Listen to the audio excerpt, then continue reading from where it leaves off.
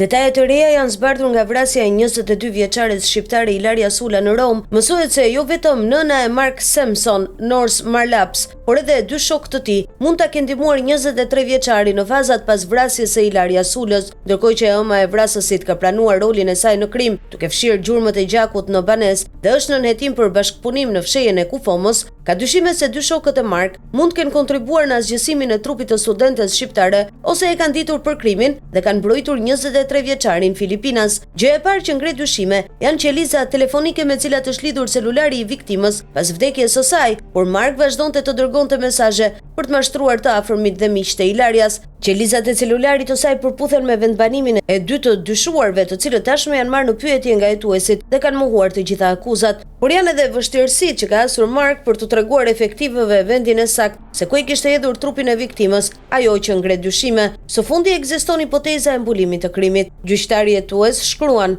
ekziston rreziku konkret që Samson mund të ndikojë tek provat. Telefoni i vajzës nuk është gjetur ende dhe dinamika e fshehjes së trupit të Ilarias nuk është e qartë gjithashtu për shkak të rolit të një personi të tretë. Dhe gjyqtari shtoi gjatë marrjes në pyetje, megjithëse pranoi se kishte dërguar një sër mesazhesh tek miqtë dhe babai i Ilarias, Samson në mënyrë të pashpjegueshme refuzoi të përgjigjej për postimin e publikuar në profilin e Ilarias në Instagram më 31 mars 2025. Përpjekja e fundit për të mashtruar "Jam mirë, ju faleminderit të gjithëve", shkruaj në postimin në rrjetin social të viktimës, ndërkohë hetimet po zhvillohen. Autori me prejardhje nga Filipinet i mori jetën 22 vjeçares shqiptare në debate sipër, duke e goditur me thik, teksa bashkëpunëtore ishte edhe nëna e tij. Il Messaggero zbërtheu dëshminë e autorit, i cili tregoi se çfarë shtyu atë në krimin makabër. Ai tha se raporti i tyre po shkonte drejt fundit, gjë të cilën Samson nuk e pranonte dot. Isha gati të luftoja që Ilaria të kthehej si e dashura ime, tha si fillim autori. Gjatë marrjes në pyetje, Samson tregoi se si lindi raporti i tyre. Ne jemi takuar në vitin 2023 dhe më 30 prill të atij viti